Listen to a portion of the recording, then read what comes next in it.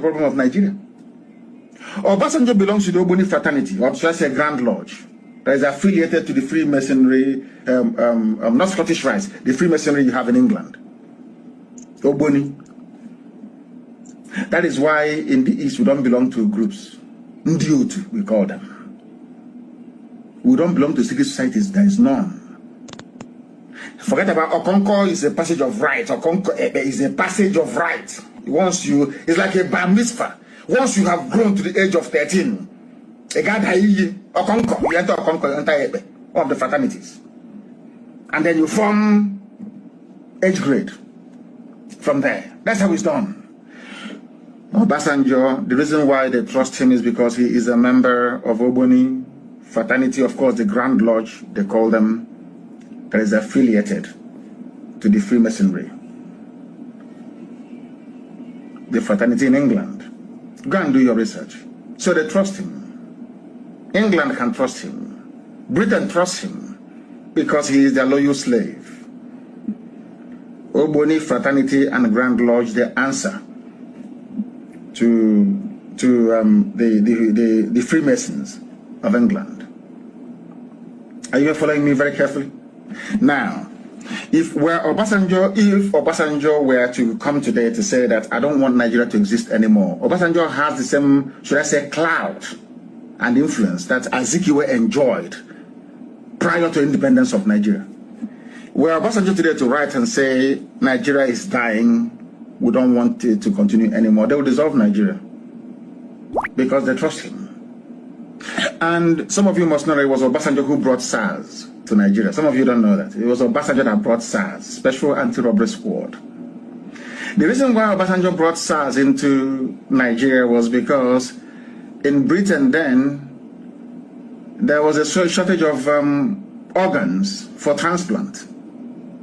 The reason why SARS was created was ostensibly to harvest organs to send to Europe for those who are in need. Liver, kidney, pancreas, just name it. That was why Britain funded SARS. Because then in the UK, they kept complaining, we don't have much, we don't have organs here. We don't know how the waiting list, it's called the waiting list for people waiting for organ transplant was growing and growing and growing. It was Britain that set up SARS. Their job is to harvest organs and send abroad to sell. Obasanjo was the one that made it possible. There are some things that you people don't know about these. Some things, you know, when I look at, that's why I want to look at an average ignorant Nigerian with his degrees. Or should I say degrees in idiocy. I feel sorry for you. You know nothing. Who brought SARS into Nigeria? Special Anti-Robbery Squad. Who brought it into Nigeria? Why is it that every year they kill, they harvest organs and they move? The same thing that they're doing at Iboko police station in Ebonyi State.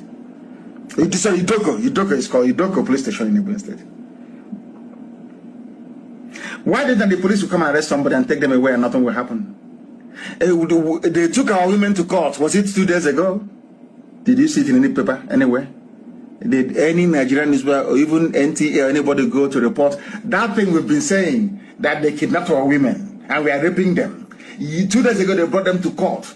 Did anybody go to court to find out if what we've been saying is real or not? But they came to court and they were granted bail. Black people, you people are something else. This UG. No wonder anywhere in the world you see black people, they are the lowest of the low. You know, for very many years I kept asking God that why? Elohim said to me, one day you'll find out. And I found out myself that the wickedness of a black man is second to none in the animal kingdom.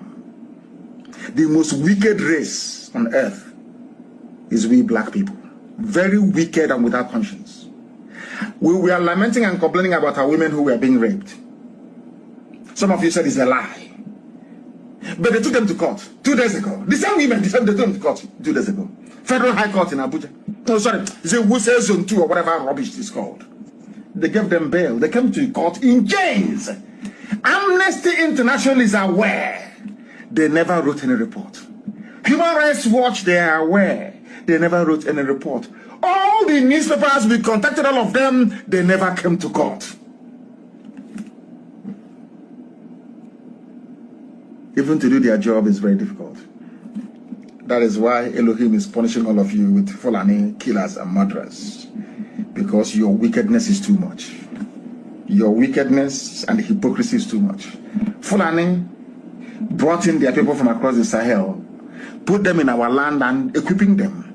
When we told you, said, no, it's a lie, it's propaganda, it's incendiary. Look at NBC saying they will cockroaches, saying they will block Radio Biafra. If people who are sensible were not able to do that, it is a bunch of corrupt idiots in Abuja. They said it's incendiary. He's whipping up ethnic sentiment. But your presidency, Garba Shehu, has just confirmed what I've been saying for years.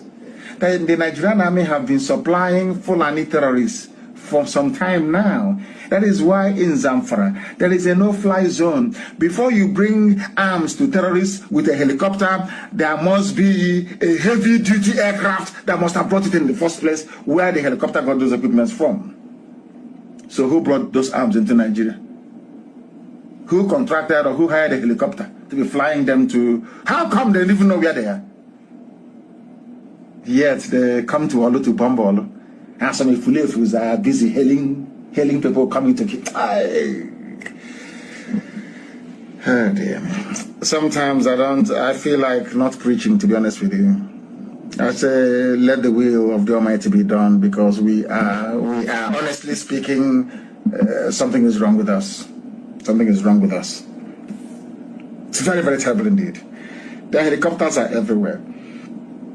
Garba Shehu told BBC Hausa that a no-fly zone was imposed on Zamfara because of reports that jets are used to ferry arms to bandits. So bandits, you claim, they are hungry, they are not kidding. How come they negotiated arms deal all over the world? They hired an aircraft to come and drop the weapons for them.